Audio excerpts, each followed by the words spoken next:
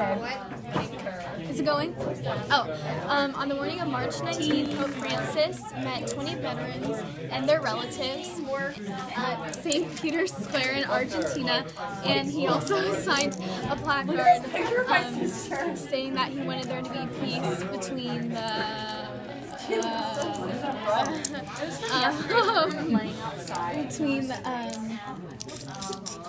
Argentina and their current rival, the Falklands, and Argentina believes the Falklands stands as their own territory, when in fact it was the zone was declared by the United Nations in the South Atlantic Peace and Cooperation Zone,